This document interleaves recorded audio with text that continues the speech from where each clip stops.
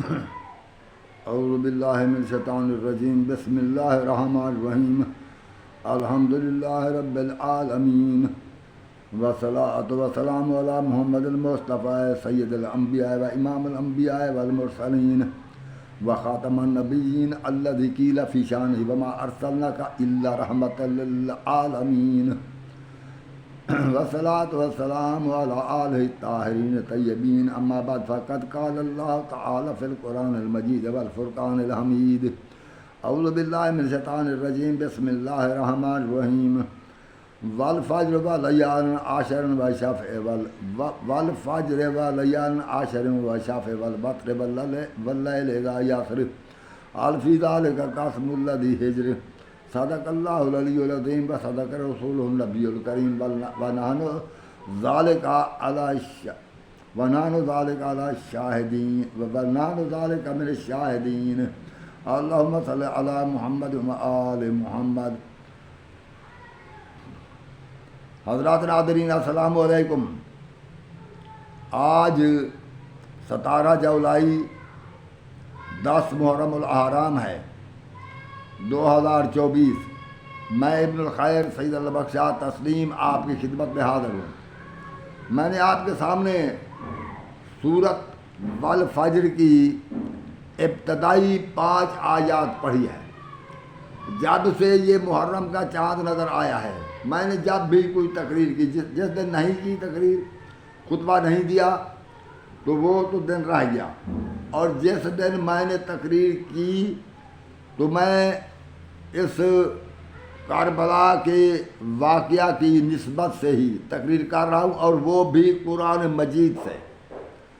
اب بہت سے مولوی یہ کہیں گے یہ قرآن مجید کی آیات کے جو معنی کرتا ہے، میں سمجھتا ہوں مولوی کی عادت کو، تو معنی یہ نہیں بنتے، مطلب یہ نہیں بنتا، تعویل یہ نہیں بنتی، یہ تعویل غلط کرتا ہے، یہ معنی غلط کرتا ہے، ایسی ایسی باتیں کریں گے۔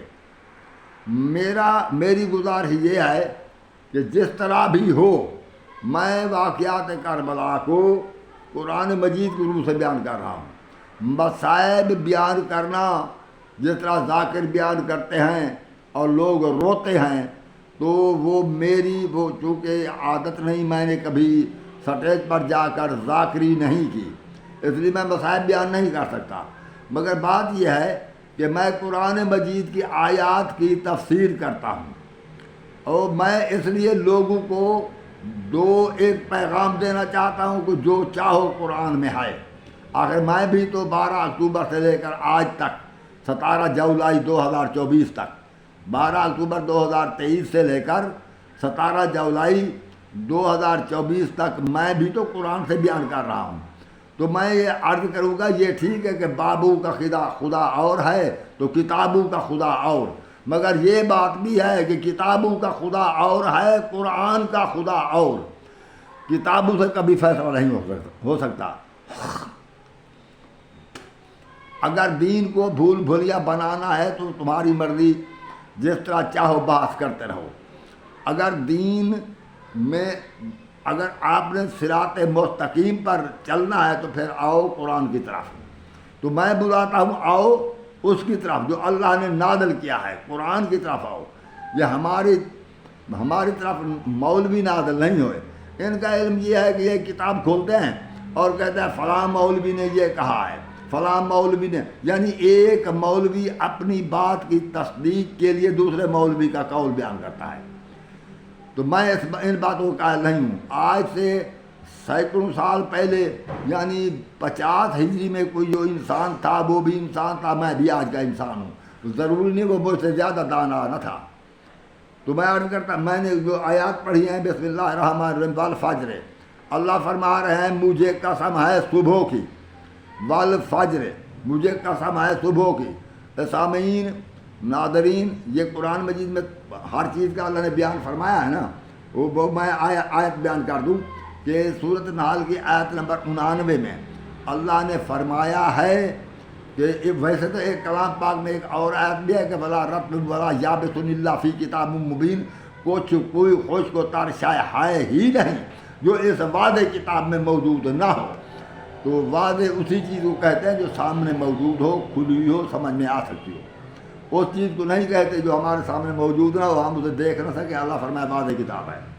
تو خیر اس سے مراد تو قرآن مجید ہے۔ ہو سکتا ہے مولوی اس آیت کا مطلب کہیں اور جگہ لے جائے، تو پھر میں ایک دوسری آیت پڑھتا ہوں۔ وہ سورۃ نحل کی آیت نمبر 99 ہے، یعنی 1:9 ہے۔ اس میں اللہ نے فرمایا ہے کہ وَنَزَّلْنَا عَلَيْكَ الْكِتَابَ تِبْيَانًا لِكُلِّ شَيْءٍ هُدًى وَرَحْمَةً وَبُشْرَىٰ لِلْمُسْلِمِينَ۔ اے رسول تجھ پر ہم نے وہ کتاب اتاری ہے جس میں ہر شے کا بیان ہے، اور ہر شے کا بیان ہے، تبیان لکل شیء، اور ہدایت ہے، وبشریٰ للمسلمین، فرما بردار لوگ نے خوشخبری۔ یعنی ہر چیز مکمل دین اس میں ہے، ہر چیز کا بیان بھی ہے اور ہدایت بھی ہے، اور جو فرما برداری کرے ان کے لیے خوشخبری بھی ہے۔ تو ہر چیز جب قرآن میں ہے تو پھر قرآن کی طرف آنا چاہیے۔ ان کو آخر کمی کون سی ہے کہ بخاری، مسلم، ترمذی وغیرہ؟ ہاں البتہ کوئی حدیث لینا ہے۔ میں حدیث کا منکر نہیں ہوں، میں بھی حدیث کو مانتا ہوں۔ حدیث فرمان رسول ہے، جو رسول کریم کے فرمان کو نہ مانے وہ تو کافر ہے۔ میں رسول کے فرمان مانتا ہوں، مگر رسول کریم پر بہت سے بہتان لگائے گئے ہیں کہ یہ رسول کریم نے فرمایا، یہ رسول کریم نے فرمایا، حالانکہ اس کا وہ فرمان نہیں ہوتا۔ تو میں یہ کہتا ہوں کہ جو حدیث پیش کی جائے تو اس حدیث کی مطابقت قرآن سے کی جائے۔ اگر قرآن سے اس حدیث کی تصدیق ہو سکے تو وہ حدیث رسول ہے، ورنہ وہ حدیث رسول نہیں ہے۔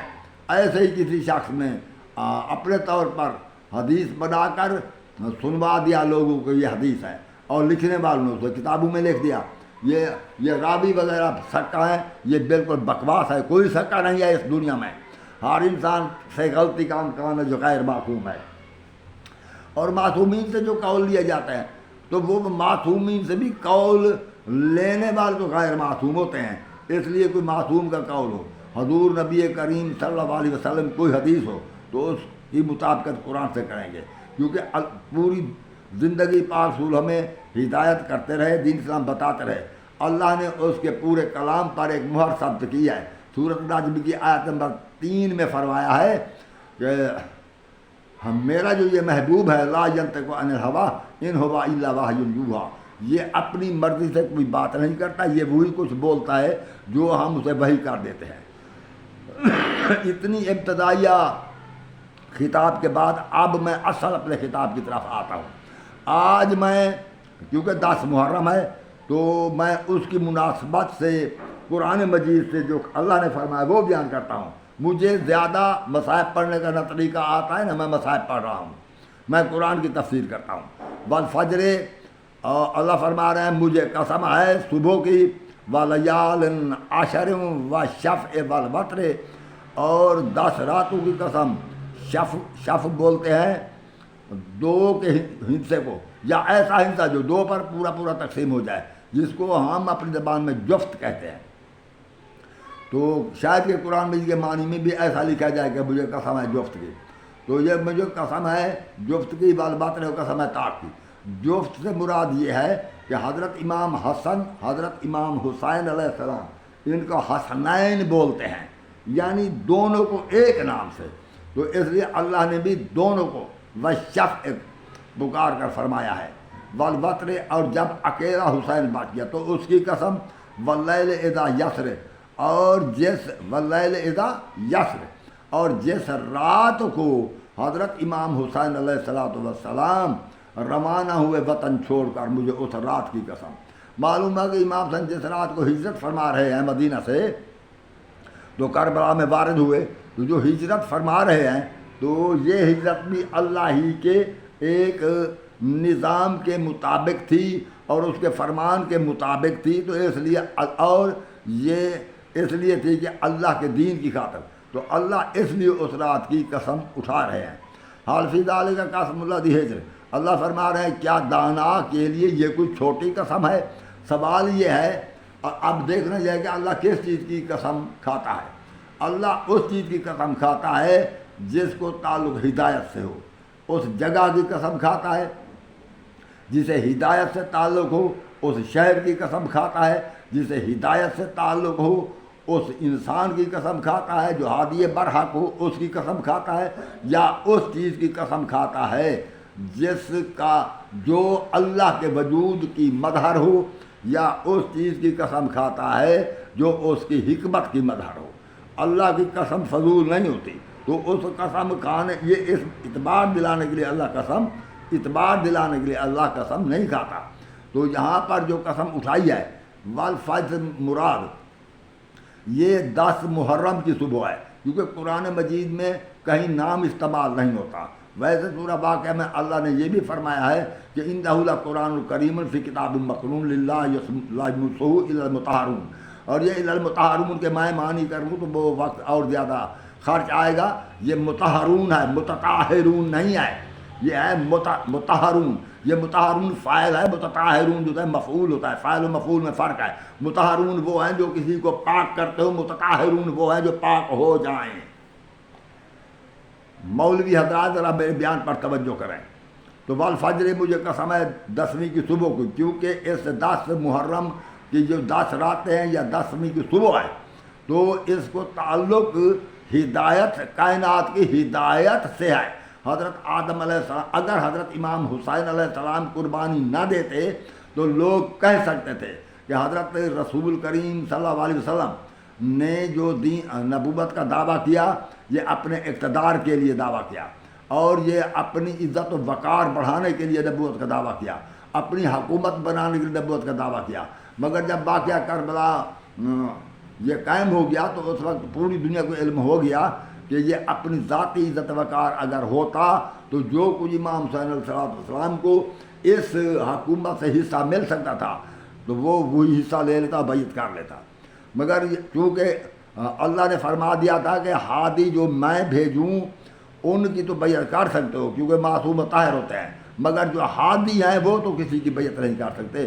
کوئی عام آدمی بھی غیر معصوم کی بیعت نہیں کر سکتا۔ اگر اس معرفت پر مولانا صاحب پہنچے تو انہیں پتہ چلے، انہوں نے اپنی عزت وقار بنانے کے لیے، انہوں نے اپنے مریدوں کی تعداد میں اضافہ کرنے کے لیے، انہوں نے اپنے ہاتھ اور پاؤں چموانے کے لیے، تو بوسہ دلانے کے لیے، اپنی عزت وقار بڑھانے کے لیے اور مریدوں سے ناجائز پیسے بٹورنے کے لیے انہوں نے بیعت کرنا ہے۔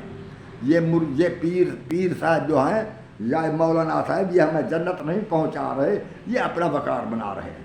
اور اسی طرح ذاکروں کو بھی چاندی ہو گیا ہے، وہ بھی 30 لاکھ روپے اسی محرم 10 دن میں کمائیں گے۔ تو یہ ان کی اپنی مرضی ہے کہ انہوں نے اپنا دین بیچ دیا ہے دنیا کے بدلے۔ کوئی امام صاحب کی شہادت کے پیسے وصول کر رہا ہے، تو کوئی ہے وہ کہ شہادت سے روک رہا ہے، کوئی ہے وہ شہادت منا رہے ہیں۔ تو والفجر، کیونکہ اس کو ہدایت سے تعلق ہے، اللہ اس لیے ہمیں جتلا رہا ہے کہ معمولی دن نہیں ہے۔ تو ان کی قسم جن کا احترام اللہ کرے، جن کی قسم اللہ اٹھائے، تو وہ دن منانا بھی چاہیے ان کی یاد، اور یہ بھی معلوم ہونا چاہیے کہ ان دنوں اور راتوں کا تعلق اسلام کی بقا کے لیے بھی ہے اور اسلام کی حقانیت کو ثابت کرنے کے لیے بھی ہے۔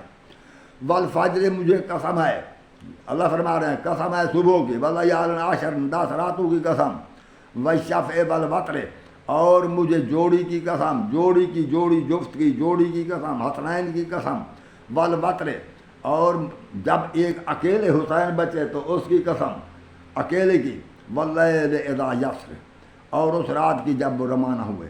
حال فی ذالک قسم اللہ دی ہے، کیا دانا کے لیے یہ کوئی چھوٹی قسم ہے دانا کے لیے۔ ہر شخص نہیں سمجھ سکتا، جس کو اللہ نے عقل فراہم کی ہے، جو سوچ سکتا ہے، فکر کر سکتا ہے، اندھی عقیدت میں گرفتار نہیں ہے، وہ ان باتوں کو سمجھے گا کہ واقعی یہ عشرہ محرم کے لیے بیان کیا گیا ہے۔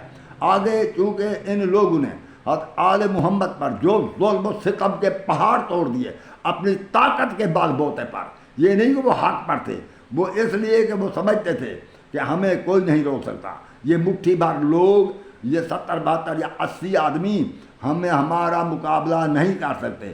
انہوں نے اپنی طاقت، اپنی شخصی طاقت اور مطلب عددی طاقت کے تحت ان بہت متکبر تھے، ان کی حکومت تھی۔ تو اس لیے اللہ آگے بیان فرما رہے ہیں، الم تارا کیف فعل ربک بعاد، کیا تو نے دیکھا نہیں کہ میں نے تیرے رب نے قوم عاد کے ساتھ کیا کیا۔ ارم ذات العماد، اور وہ قبیلہ ارم جو بہت بڑے بڑے ستون بناتا تھا، مینارے بناتا تھا، اور وہ التی لم یخلق فل مثلھا فی البلاد، وہ قبیلہ جس کی مثل دنیا میں کوئی نہ تھا۔ وہ سمود الذین جابوا الصخرا بالواد، وہ قوم سمود جو پہاڑوں کو تراش تراش کر اپنے گھر بناتے تھے۔ وہ فرعون ذی الاوتاد الذین طغوا فی البلاد، اور وہ فرعون سرکش جو میخوں والا، جو لوگوں کے ہاتھوں پیروں میں میخیں مار دیتا تھا۔ الذین طغوا فی البلاد، جنہوں نے پوری شہروں میں، پورے علاقے میں ایک فساد برپا کر رکھا تھا۔ فاکثروا فیہا الفساد، اور پورے شہروں میں اس نے سرکشی کی، یعنی وہ ایک سرکش ہو گیا، متکبر ہو گیا فرعون۔ فاکثروا فیہا الفساد، اور اکثر شہروں میں اس نے فساد برپا کیا۔ فصب علیہم ربک صوت عذاب، اور تیرے رب نے اس پر اپنے عذاب کا کوڑا برسایا۔ ان ربک لبالمرصاد، بے شک تیرا رب بھی ان ظالموں کی گھات میں ہے۔ مسئلہ یہ ہے کہ آگے قرآن مجید میں ان ظالموں کو اللہ دھمکی دے رہا ہے کہ پہلے بھی بڑے طاقتور لوگ آئے ہیں، انہوں نے اپنے طاقت کے بل بوتے پر ظلم کیے اور فساد پیدا کیا، تو میں نے ان لوگوں کے ساتھ کیا کیا تیرے رب نے؟ بے شک تیرا رب ظالموں کی گھات میں ہے، اور یہ جو کربلا میں ظلم کر رہے ہیں ان سے بھی انتقام لوں گا میں۔ تو یہ دنیا اور آخرت میں ان سے انتقام لیا جائے گا، کیونکہ جن قوموں کا اللہ نے ذکر کیا ہے ان کا دنیا میں انتقام لیا، آخرت جہنم ہے۔ تو ان لوگوں کا بھی ایسے ہی ہوگا اور ہوا ہے اور پھر بھی ہوگا۔ پھر کب ہوگا؟ مر گئے ہیں، اللہ اٹھا سکتا ہے، یہ رجت میں ہوگا۔ یہ رجت پر میں نے کئی بار بیان کیا ہے کہ حضرت امام مہدی علیہ الصلوۃ والسلام کے وقت ظالم سے ظالم لوگ اٹھائے جائیں گے، اور مظلوم سے مظلوم لوگ بھی اٹھائے جائیں گے، اور پھر ظالموں سے مظلوموں کا انتقام لیا جائے گا۔ جو مظلوم لوگ ہوں گے وہ ہمیشہ ہمیشہ کے لیے وہ ایک حکومت اور بادشاہت کریں گے، ان کے لیے دوسری موت نہیں ہے، اور جب 1000 سال تک وہ اس دنیا میں زندگی گزاریں گے پھر جنت میں چلے جائیں گے۔ میں نے رجت کے متعلق یہ مختصر طور پر بیان کر دیا۔ اس رجت کا ذکر انجیل میں بھی ہے، تورات میں بھی ہے، قرآن میں بھی ہے، حدیثوں میں بھی ہے، مگر مولوی حضرات اس بات کو نہیں مانیں گے۔ ہم قیامت کے قائل ہیں، مگر قیامت سے پہلے بھی ایک قیامت برپا ہوگی۔ ان اللہ علی کل شیء قدیر۔ تو میں نے اس طرح یعنی کہ حضرت امام حسین علیہ السلام، آپ سورہ فجر کو پھر آپ بھی دیکھ سکتے ہیں، تو اللہ نے یہ بیان فرما دیا۔ اس اللہ کے بیان سے یہ ثابت ہوا، اللہ نے یہ ثابت ہوا کہ یہ جو 10 راتیں ہیں، یہ جو 10ویں کی صبح ہے، جو آل محمد پر ظلم و ستم کے پہاڑ توڑے گئے، تو یہ اسلام کی بقا اور اسلام کی حقانیت حضرت آدم سے لے کر محمد مصطفیٰ صلی اللہ علیہ وسلم کی نبوت کے اثبات کے لیے، اور اس کے علاوہ توحید کو مکمل امام صاحب نے ثابت کیا۔ اور چونکہ بہت گرمی ہے، سخت ہے، تو اس لیے میں ذرا آگے بیان بھی ہے اسی سورہ فجر میں، تو میں فی الحال تو نہیں پڑھتا، شاید کل انشاءاللہ العزیز میں ان آیات کی بھی تشریح کروں گا۔ سورہ فجر کی آخری آیات ہیں، میرا کام سورہ فجر کی صرف معانی نہیں تشریح کرنا ہے، آپ کی توجہ میں نے مبذول کرانا ہے۔ تو اس لیے اللہ نے فرمایا کہ ان لوگوں نے جو آل محمد پر، ہاں ایسے توحید، اللہ کی توحید واضح ثابت ہوگی، کیونکہ آخر توحید پر یقین نہ ہوتا تو حضرت امام حسین علیہ السلام اسی جدید کی بیعت کر لیتے۔ تو امام حسین کا صرف ایک ہی لفظ تھا کہ میں اللہ کا فرما بردار ہوں، رسول کا بیٹا ہوں، اللہ کا فرما بردار ہوں، اور میں کسی کا بندہ نہیں ہو سکتا، میں اللہ کا بندہ ہوں۔ تو معلوم ہوا کہ اللہ موجود تھا۔ اللہ کی توحید پر مہر ایسی لگی کہ واقعہ کربلا کے بعد کوئی جھوٹا خدا نہیں بنا۔ پہلے تو بنتے رہے، نمرود نے خدائی دعویٰ کیا، فرعون نے خدائی دعویٰ کیا، پہلے تو خدا بنتے رہے، مگر اس واقعہ کربلا کے بعد کسی نے اپنے آپ کو رب نہیں کہلایا۔ تو توحید پر مہر لگی، نبوت کی حقانیت ثابت ہو گئی، امامت کی حقانیت ثابت ہو گئی، کیونکہ امام بار بار فرماتا رہے میں ہوں امام، میں ہوں مقتدا، اور میری اقتدا کرو، میری بیعت کرو۔ امام کا مطلب حکومت نہ تھا۔ حضرت علی علیہ السلام نے اصحاب ثلاثہ کے دور میں کوئی رکاوٹ پیدا نہیں کی، وہ حکومت نہ چاہتے تھے، اللہ کا کوئی نمائندہ زمین پر ہو کوئی نبی ہو یا امام ہو تو اس کو یہ حکم دیا جاتا ہے کہ میرا حکم پہنچا دے. حکومت مقصد نہیں ہوتا. اگر بہت سے لوگ مسلمان ہو جائیں، کافی لوگ مسلمان ہو جائیں تو خود بخود نبی کی خود بخود نبوت قائم ہو جاتی ہے، حکومت قائم ہو جاتی ہے. تو اس لیے اگر پورے شام عرب سب امام کے فرما بردار ہو جاتے تو حکومت بھی قائم ہو جاتی. مگر ایک حاکم چاہے وہ باطل پر ہو یا حق پر ہو، اس سے جنگ جائز نہیں ہے. جنگ اس صورت میں جائز ہے جس طرح صورت وہ بقرہ کی آیت نمبر 190 میں اللہ نے فرمایا ہے وَقَاتِلُوا فِي سَبِيلِ اللَّهِ الَّذِينَ يُقَاتِلُونَكُمْ. قتل ان لوگوں کرو جو تم کو قتل کریں. جب تک کوئی قتل نہ کرے اس سے جنگ کوئی نہیں کر سکتا، کوئی مسلمان نہیں کر سکتا، جو قرآن نے منع فرمایا ہے. تو اس لیے میں نے ان آیات کی تفسیر کر دی. اللہ آپ کو سمجھنے کا موقع دے. اس وقت میں آپ سے اجازت چاہتا ہوں. السلام علیکم ورحمۃ اللہ وبرکاتہ. اللہ حافظ.